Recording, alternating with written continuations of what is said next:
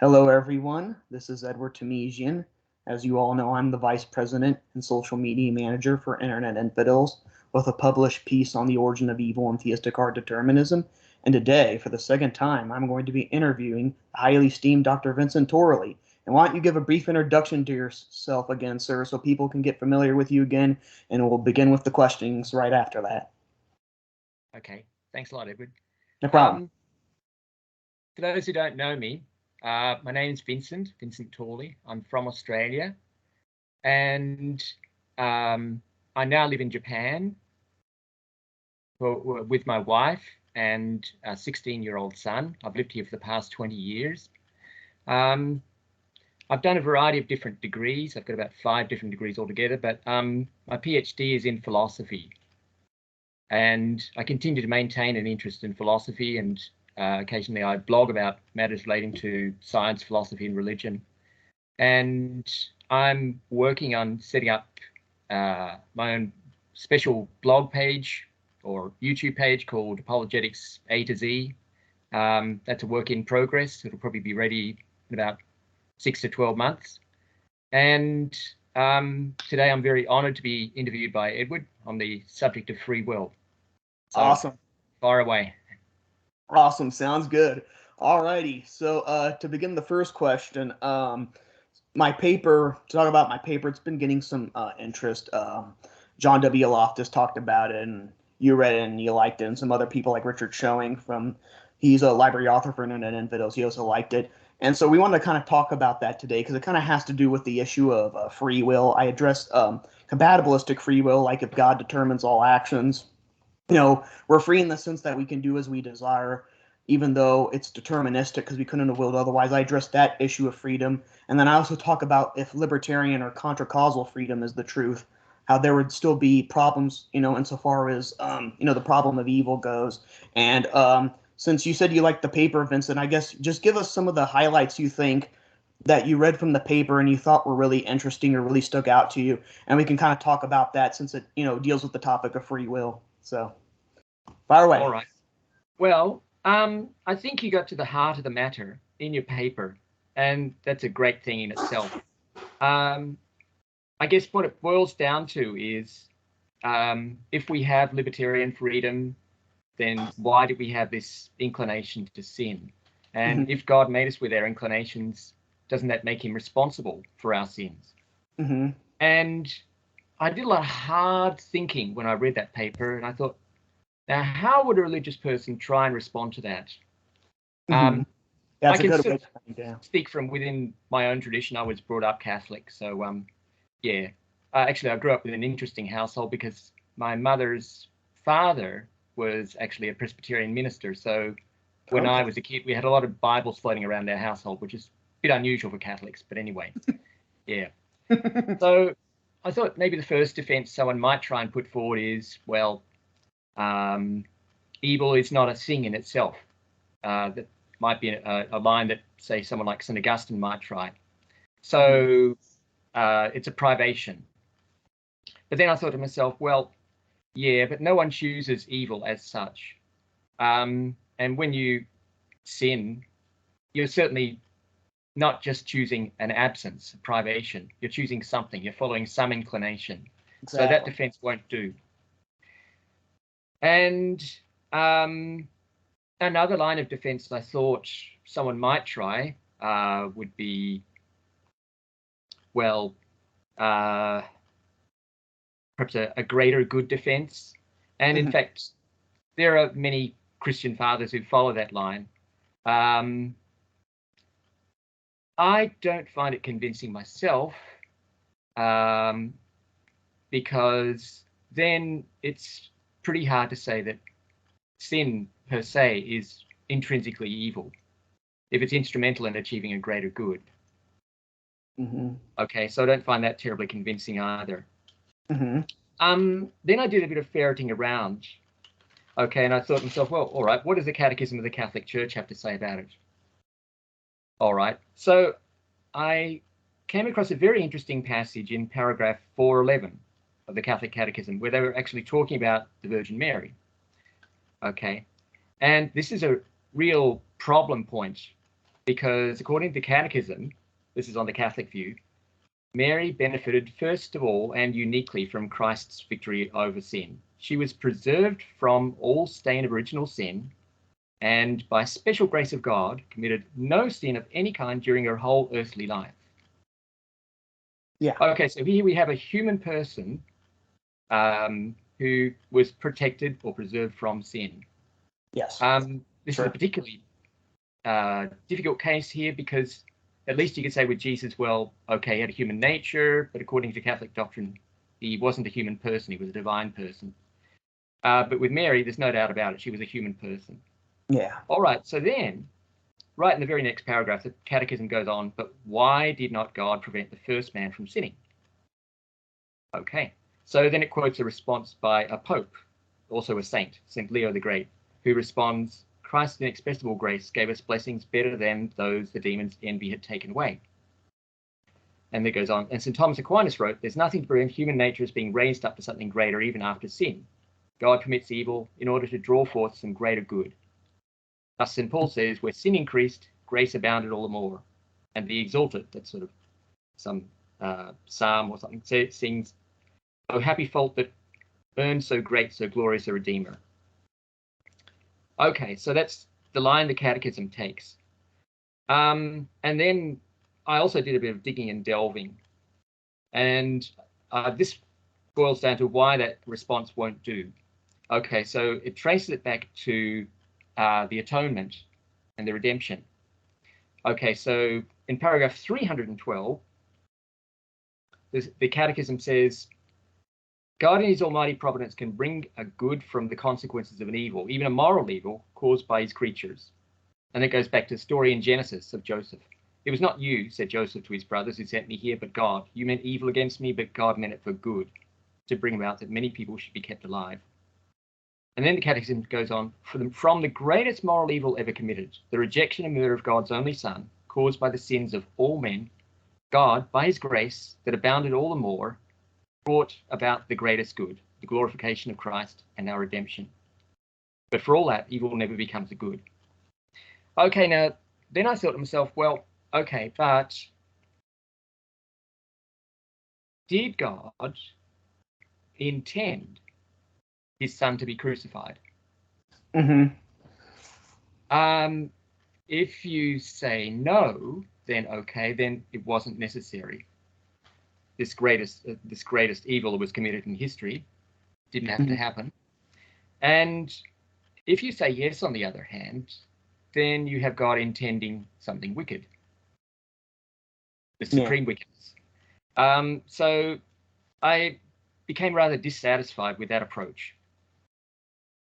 Okay, and then I had a listen to your interview with Richard Carrier, which is well worth listening to. It's the third interview you've had with him, I believe. Okay. Yeah. All right. And this, I think, is what really gets to the heart of the matter. Okay, so I think the presupposition of your argument is a view of the will that when you act upon your greatest desire. Yes. Okay. And that being the case, you might think, well, if God had only made us with a weaker self-attachment and a stronger attachment to him, we would have ended up doing the right thing. Yeah. Okay. Now, this sounds very plausible, this view of the will. And you might think in certain cases it's true. For example, you might think of someone like a reformed alcoholic. Okay. And every day he walks home, he passes by a pub, and as he passes by, he can smell beer, and it sort of brings out old longings in him. He wants to go in there and have a drink with his mates. Yeah. Okay, but he bravely resists that desire and says, no, I've set myself on a straight and narrow path, and I don't want to fall off the wagon. Let's suppose on another occasion, though, he's sitting down with friends, someone else in the far corner of the room is drinking, so the aroma of the beer wafts over to his nose, and then someone walks up to him, slips a pint of Guinness into his hands and says, right, now sink that down your throat. This time he doesn't say no. This time he succumbs to temptation. because he's actually got the beer right in front of him, and he can see it, and he can as good as taste it. And this time the desire seems to overpower him. Yeah. So it seems that that model of a human action, that we act upon our greatest desire, seems to account for the way we behave. But then, curiously enough, listening to Richard, I thought to myself, well, not exactly, because he himself gave a counterexample. He talked about changing people's dispositions by talking to them. And that supposes they have not just a first-order desire, but a second-order desire. A desire to set their first-order desires in order, so to speak. A desire to desire only what's rational and what's good for me. All right. Now, if you have that desire, then it's no longer a tug of war between your first-order desires. Okay. You also have to factor in your second-order desire, to desire only what's rational and what's good. Okay, so that complicates the picture somewhat. And then I thought to myself, all right, but even so, you should be able to resolve what's rational and what's good for you just by investigation, by reasoning, and I think that's what Richard seemed to think. Yeah. Then I thought, probably not, because the real difference between the good person and the evil person is in the conception of themselves. What's good for me? Well, as such and such. And a good person might say, well, as a member of my community, or a religious person might say, as a child of God. A sociopath might say, well, as a go-getter who's seeking only what's good for me, or maximizing my utility. All right, so they've got very different conceptions of themselves. And that's for that reason, I think you could go back to the inclination model and say, well, it depends on how you conceive yourself. So let me give you an example. Young Leonardo da Vinci. Okay. You can imagine before him, he might have had an array of different choices. Shall I become a scientist? Shall I become a doctor? Shall I become an artist? Shall I just drink myself to death? I've got plenty of money. I could probably spend the rest of my life drinking. And depending on how he conceives himself and his mission in life, he would come up with a very different answer. Okay, so he chose to be, well, he actually chose to combine his artistic and his scientific talents. Okay. But he could have chosen one, or he could have chosen the other. And he could have chosen something different again. He could have chosen to become a great doctor and heal people. That might have been an even nobler choice. So perhaps a religious person might say, well, God made us with inclinations, but it's up to us how we conceive ourselves. If we have this conception of ourselves that's fitting in with the order of nature and with the divine plan, then we'll choose one way. And if we have a different conception of ourselves, then we'll choose another way. That would be one way that perhaps a religious believer might respond to the argument. That'd be about the only way I think they could. What do you think about that? Yeah, well, so insofar as Richard's example, I don't think his example proved that someone could go off of a desire other than their greatest.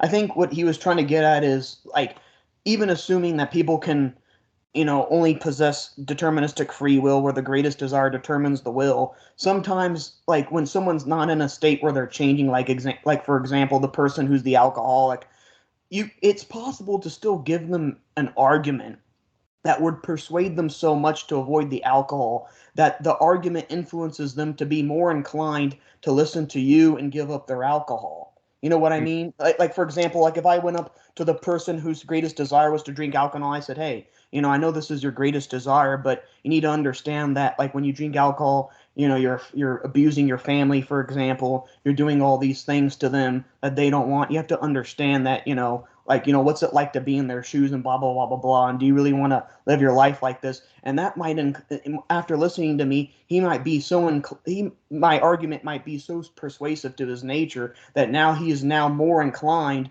to not drink alcohol than to drink it. You know what I mean? Yeah. So he's still going off of his greatest desire. It's just that now I've convinced him to be more inclined to not drink than drink. You know what I'm saying? So there's that. And then yeah, I kind of wanted to point out something else. So like people like like the Arminians, not to be confused with Armenians. Jacob Arminius was a guy who combated a guy named John Calvin, and so like they'll always say like the problem with Calvinism is like yeah, people willingly do what they want and stuff. They're not robots, but it's like you have to think about it. In order for you to do an action, they'll use the same argument. You have to be inclined, and all your inclinations come from the creator of your nature. But then, like then a Calvinist can go up to the Arminian and say, "Well, you're kind of in the same predicament as us because it's like even in libertarian freedom, though the greatest desire doesn't determine your will, all your desires come from your nature, which come from God anyway. So it's kind of a similar predicament, Like for example, like someone who was raised badly and had more of a genetic predisposition to evil deeds is going to be more at a disadvantage than a guy say, like John the Baptist in the Bible, who was sanctified by the Holy Spirit or whatever in his womb, and if the bad guy were to go to hell, he could be like, if I were in John the Baptist's shoes, at least even if choices aren't necessarily done, it just so happens that being good would be so feasible, I at least certainly would have been no different than him, what I'm saying? So it's like you still have the issue of even in libertarian free will, people, their actions are determined, but people are determined to have advantages and disadvantages. You know what I'm saying? So there's kind of that. Oh, yeah. Yeah, so I mean, it's kind of like a semi-Calvinistic deal where it's like some things are still determined. You know what I mean? Oh, definitely, yeah. Yeah. And then yeah, and like like I was saying, or like you were saying, like with the Virgin Mary, like if she can still have a rational will and not be an automaton, like why didn't God give the same grace to Adam and Eve? And it's actually interesting because it's like people kind of get confused on that because they're like, oh well, if God just made someone holy completely where they couldn't sin, wouldn't he like be manipulating them? Isn't that like being too coercive or whatever? And they're like, no, because it's like you have to understand, it's like when someone's completely holy like Mary, it's not like they lack the physical freedom to sin. They're just not motivated. It's kind of like a good example would be like if I were to give you a piece of dog waste to eat, you'd look at them and be like, well, I'm just not motivated. It's not like you're physically incapable of choosing. You're just not interested. And that's how sinning's going to be, but it's going to be even more disgusting than that. Like you literally have no desire. You're just not going to be like you still have the freedom to do the act, like the physical freedom. You just won't be motivated to use it. So it's not like there's any problem with free will there. Because it's not because you're just not interested. So it's like, and Jonathan Edwards, the Calvinist, actually came up with an answer to why he didn't make Adam and Eve completely holy right off the bat. He said that even amongst people who are born in innocence, like Adam and Eve, he's not obliged to give such a great dignity to them as to make them as holy as himself. Because like you have to think about Adam and Eve. Yeah, they're good, but they're just creatures. And since they are creatures, they're inferior to God, and since they're inferior beings meant to be submissive to him, all they're owed is inferior perks. And one of those things includes like a sinful disposition that they have to learn to muster against. And then someone could say, well, then, if Adam and Eve would have passed the covenant of works, they would have been ultimately sanctified, kind of like how Mary was, even though she was born that way, and Adam and Eve weren't. But they would end up being the same as her if they passed. And then Jonathan Edwards was like, well, when he gives efficacious grace to someone, it's only in a state after they've passed the covenant of it's only as a reward for passing the covenant of works, but he's not obliged to give them that reward immediately for being created. So it's like there's kind of that answer too. And a lot of Calvinists, but it's a problem in Calvinism because there is no libertarian, like at least in the Catechism of the Catholic Church, they believe that Adam and Eve had libertarian freedom. So they could possess to like a skeptic or someone who's critical of their position and say, well, even though they lacked confirming grace, at least they had the chance to have willed otherwise and not sin. But if you're someone from the Reformed perspective, you don't believe in libertarian freedom. So it's like either God necessitates them to do good or he necessitates them to do evil. There's no like leeway with libertarian freedom.